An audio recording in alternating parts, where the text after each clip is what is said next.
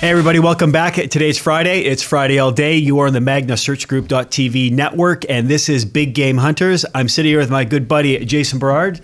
My name's Michael Flint. Today we are talking about the 4 most interesting stories that are going to be tracked by, I think, all of us in 2016. On the tech front, he forgot the tech plug. Yeah, tech. Okay. Like we're talking about 4 titles here. We're going to go and we're going to get into the AI side of things, robots, self-driving cars, and the Internet of Things. This is the year where I think we're going to see a lot of it blow up. We've always seen like, wow, that's such a great app idea. That's such a great idea. That's such a great idea. And what that's really allowed for is, especially in the Internet of Things, like having devices connected to these apps. And so I think the most interesting one that people are also the most fearful of is artificial intelligence. That's right. The robots are going to take over. We've seen, popular science over, Shout out iRobot. Yeah, decades. iRobot to Terminator, Battlestar Galactica. Shout out like every apocalypse movie ever. Yeah. They always talk about the robots taking over, and technology is getting ahead of that curve with some pretty interesting things happening on the IT front. Yeah, I think there's obviously an element where people want to increase artificial intelligence. I think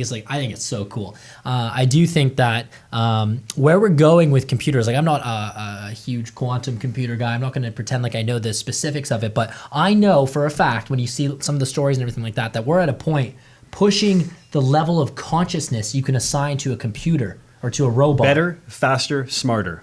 And so the fear, I guess, when we talk about some of the biggest thought leaders like Elon Musk and Bill Gates and everything like that, talking about that's the biggest existential threat to us is, can we build something that actually develops its own level of consciousness to be better, faster, smarter, but actually have human emotion and completely replace us? Do you know what I mean?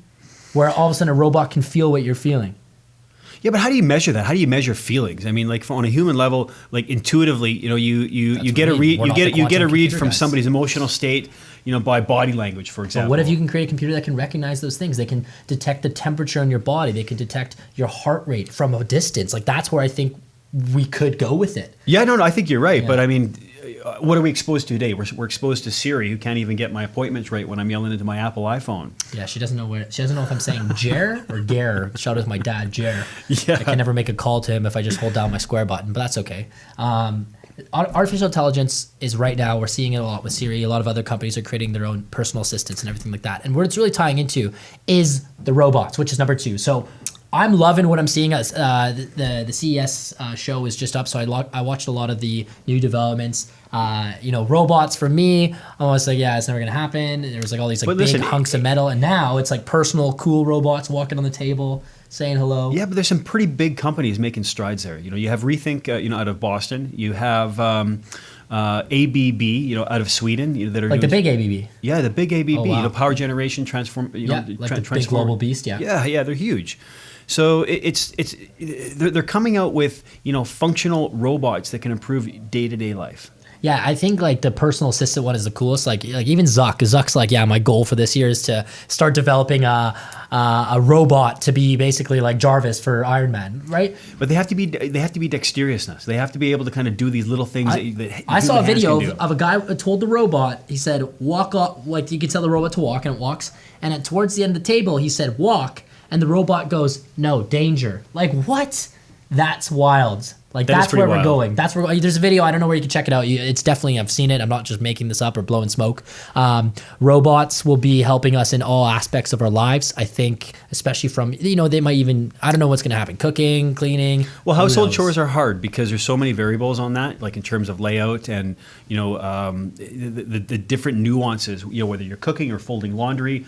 All those things are very, very hard for a robot to do. However, Mark Zuckerberg he's trying to create his own butler, a voice controlled artificial intelligence. And if you maybe like, we're not going to be where someone can just be like, yeah, do these things, but if you can create the system, like if you had, for example, the robot knew how to go here to here to here to here, and not bump in the way, and there's a way to create it where it's going to work. So that's that. Now, speaking of like just making people's lives easier, this is really the year 2 where we're getting into not only more electric cars but self-driving cars, which I think will be. Oh, it's happening.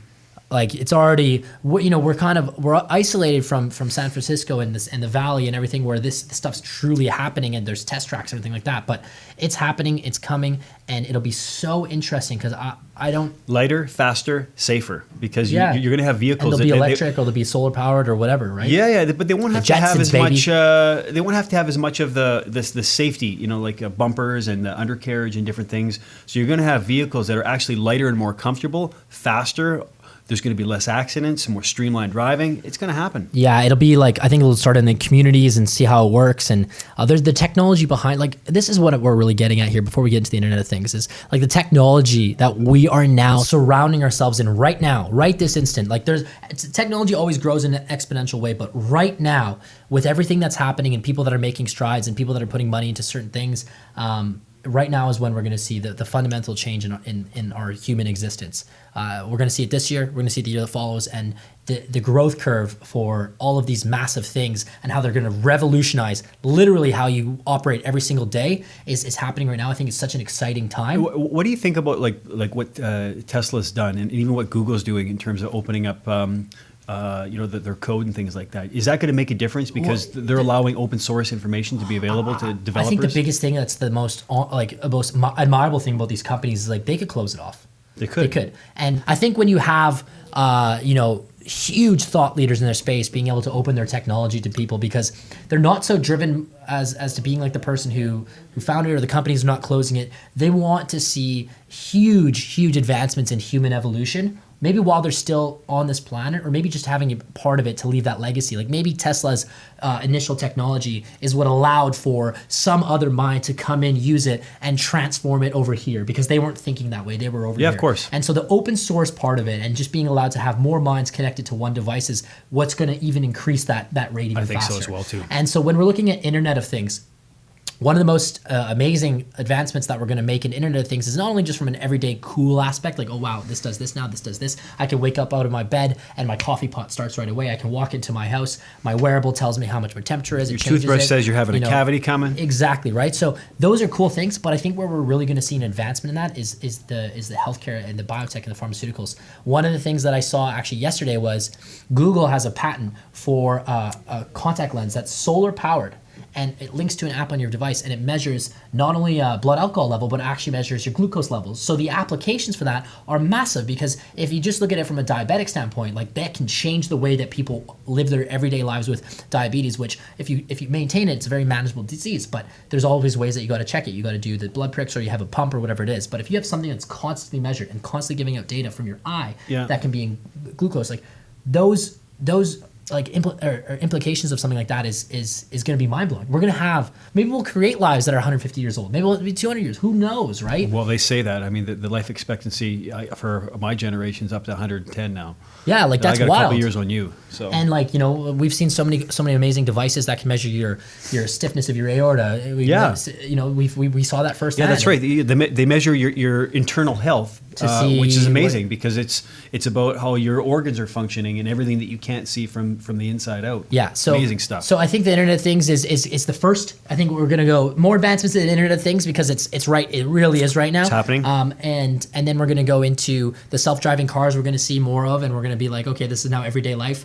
And then after that, it's going to be the robots, where everyone's going to have their own personal robot. And then finally, where we're going to get to is some sort of artificial intelligence, where we eliminate positions. It's going to be the rise of the robots and a lot of the working landscape, and that could be, we can't limit it to just a manufacturing plant or a production plant. I think it can go as far as doctors, people who are doing operations on surgeries. Yeah, well, they have that. They have robots that can do that now. But officially eliminating the fact of like being able to detect cancers, and maybe how like there's automation detection systems for cancers and things like that. Yeah. Maybe we can create a system that's so advanced that for a very low cost, not thousands, not hundreds, but maybe a couple bucks, you can go into this machine, or a robot can scan you and tell you if you have any sort of abnormalities in your body. I think that's where we're going for modern medicine. I think where we're going for renewable energy is going to be self-driving electric cars. I think we're going to see more solar-powered homes. We're going to see more solar-powered facilities.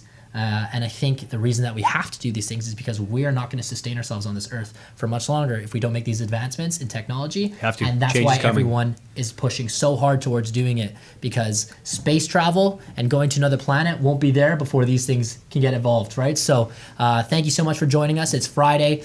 MagnaSearchGroup.tv, Big Game Hunters. Let us know your thoughts. Were we on point here? What do you think is going to be next? Because we'd love to hear your feedback and ultimately learn a bit more about what you think about the Internet of Things, robots, artificial intelligence, and self-driving cars. See you next week. Thank you.